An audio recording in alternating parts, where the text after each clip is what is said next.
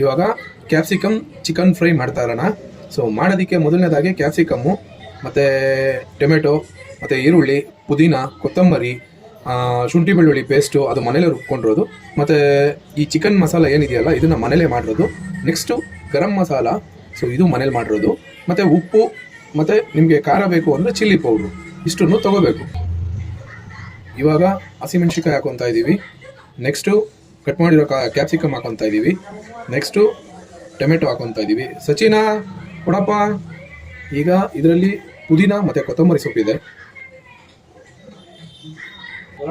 ಇದೆಲ್ಲ ರುಬ್ಕೊಂಡಿದ್ದೀವಿ. ಸೊ ರುಬ್ಕೊಂಡಿರೋದನ್ನು ಎಣ್ಣೆ ಹಾಕೊಳ್ಳೋಣ. ಸಚಿನ ಹಾಕಪ್ಪ. ಈರುಳ್ಳಿ, ಹಸಿಮೆಣಸಿನ್ಕಾಯಿ, ಕ್ಯಾಪ್ಸಿಕಮ್ ಚೆನ್ನಾಗಿ ಹುರ್ಕೋಬೇಕು. ಅರ್ಶಿನ, ಸಚಿನ ರುಬ್ಕೊಂಡಿರೋ ಶುಂಠಿ ಬೆಳ್ಳುಳ್ಳಿ ಪೇಸ್ಟ್ ಹಾಕಪ್ಪ. ಸಚಿನ ಕ್ಲೀನ್ ಮಾಡ್ಕೊಂಡಿರೋ ಚಿಕನ್ ಹಾಕಪ್ಪ.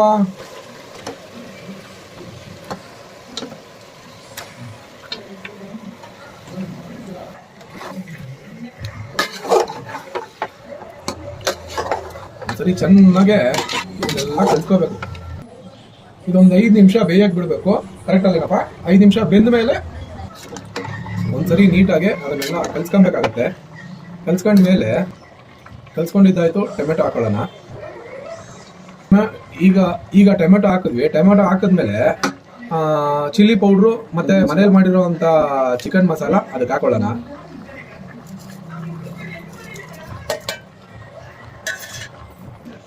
ಇವಾಗ ಗರಂ ಮಸಾಲ ಹಾಕೊಳ್ಳೋಣ. ಎಲ್ಲ ನೀಟಾಗಿ ಮಿಕ್ಸ್ ಮಾಡ್ಕೋಬೇಕು. ಇವಾಗ ನಾವು ರುಬ್ಬಿಟ್ಕೊಂಡಿದ್ವಲ್ಲ ಮಸಾಲ, ಆ ಮಸಾಲ ಎಲ್ಲ ಹಾಕೊಂಡು ಇದಕ್ಕೆ ಕ್ಯಾಪ್ಸಿಕಮ್ಮು, ಆಮೇಲಿಂದ ಪುದೀನ, ಕೊತ್ತಂಬರಿ ಇದೆಲ್ಲ ಹಾಕಿದ್ವಲ್ಲ ಅದಿದು. ಬೇಕು ಅನ್ನೋಂಗಿದ್ರೆ ಸ್ವಲ್ಪ ನೀರು ಹಾಕೊಳ್ಳಿ, ಇಲ್ಲ ಗಟ್ಟಿಗೆ ಬೇಕು ಅಂದರೆ ಗಟ್ಟಿಗೆ ಮಾಡ್ಕೊಳ್ಳಿ. ಅದನ್ನೆಲ್ಲ ನೀಟಾಗಿ ಕಲ್ಸ್ಕೊಂಡೈತೆ. ಈಗ ಒಂದು 5-10 ನಿಮಿಷ ಅದನ್ನು ಬೇಯಕ್ಕೆ ಬಿಡೋಣ. ಪಕ್ಕಾ ನಾಟಿ ಸ್ಟೈಲ್ ಚಿಕನ್ ಫ್ರೈ ರೆಡಿ ಆಗಿದೆ. ಸೊ ಇವಾಗ ಅದು ಫ್ಲೇವರ್ಗೋಸ್ಕರ ಕೊತ್ತಂಬರಿ ಸೊಪ್ಪು ಹಾಕಿದ್ದೀವಿ. ತಿನ್ಕೊಳ್ಳಿ, ಸೂಪರ್ ಆಗಿರ್ತದೆ. ಹೋಟ್ಲು ಸ್ಟೈಲಲ್ಲಿ ಪರೋಟ ಮಾಡ್ತಾರಲ್ವಾ, ಸೊ ಆ ಪರೋಟನ ಮನೇಲೇ ಮಾಡೋಣ. ಮನೇಲಿ ಮಾಡೋದಕ್ಕೆ ಏನೇನು ಬೇಕು ಅಂತ ಮೊದಲನೇದಾಗಿ ಮೈದಾ ಹಿಟ್ಟು 1 kg ತೊಗೊಂಡಿದ್ದೀನಿ. 1 ಗ್ಲಾಸ್ ನೀರು ತೊಗೊಂಡಿದ್ದೀನಿ. ಸೊ ಆ ನೀರು ಜೊತೆಗೆ ಕಾರ್ನ್ಫ್ಲೋರು 3 ಸ್ಪೂನ್ ತೊಗೊಂಡಿದ್ದೀನಿ. ಮತ್ತು ಮೊಸರು ತೊಗೊಂಡಿದ್ದೀನಿ. ಮೊಸರಾದ್ಮೇಲೆ 1 ಕಪ್ಪು ಆಯಿಲ್ ತೊಗೊಂಡಿದ್ದೀನಿ. ಅದ್ರ ಜೊತೆಗೆ 1 ಮೊಟ್ಟೆ ತೊಗೊಂಡಿದ್ದೀನಿ. ಮತ್ತು ಅದೇ ಥರ ರುಚಿಗೆ ತಕ್ಕಷ್ಟು ಉಪ್ಪು ತೊಗೊಂಡಿದ್ದೀನಿ. ಇಷ್ಟು ಸಾಮಗ್ರಿಗಳು ಬೇಕು. ಇದನ್ನು ಸಾಫ್ಟಾಗಿ ಕಲಿಸ್ಕೊಳ್ಳೋಣ. ಫಸ್ಟು ಇದಕ್ಕೆ ಮೊಟ್ಟೆ ಹೊಡೆದಾಕೊತಾ ಇದ್ದೀನಿ. ಈಗ 3 ಸ್ಪೂನ್ ಕಾರ್ನ್ಫ್ಲೋರ್ ಹಾಕೊತಾ ಇದ್ದೀವಿ. ಈಗ ಮೊಸರು ಹಾಕೊತಾ ಇದ್ದೀವಿ. ರುಚಿಗೆ ತಕ್ಕಷ್ಟು ಉಪ್ಪು ಹಾಕೊತಾ ಇದ್ದೀವಿ. ಅದಕ್ಕೆ ನೀರು ಹಾಕೊಳ್ಳೋಣ. ನೀರು ಹಾಕೊಂಡ್ಮೇಲೆ ನೀಟಾಗಿ ಕಲಿಸ್ಕೊಳ್ಳೋಣ. ಬೇಕು ಅನ್ನಂಗಿದ್ರೆ ಆಯಿಲ್ ಹಾಕೊಳ್ಳಿ. ನಾವು ಆಯಿಲ್ ಹಾಕೊತಾ ಇದ್ದೀವಿ. ಹಿಟ್ಟನ್ನ ನೀಟಾಗಿ ಕಲಿಸ್ಕೊಬೇಕು. ನಿಮ್ಮ ಕೈಲಿ ಎಷ್ಟು ಸಾಧ್ಯ ಆಗುತ್ತೆ ಅಷ್ಟು ನೀಟಾಗಿ ಕಲಿಸ್ಕೊಳ್ಳಿ. ಸ್ವಲ್ಪ ಕಾರ್ನ್ಫ್ಲೋರ್ ತಗೊಂಡು ಕೈಗೆ ಹಾಕೊಂಡು ಅದನ್ನ ನೀಟಾಗಿ ಉಂಡೆ ಮಾಡಿ ಸಪ್ರೇಟಾಗಿ ಉಂಡೆ ಕಟ್ಟಿ ಇಟ್ಕೊಬೇಕು. ಈ ಥರ. ಸಚಿನ ಗೊತ್ತಪ್ಪ, ಬೇಗ ರೌಂಡ್ಗೆ ಅದನ್ನು ನೀಟಾಗಿ ಮಾಡ್ಕೊಬೇಕು.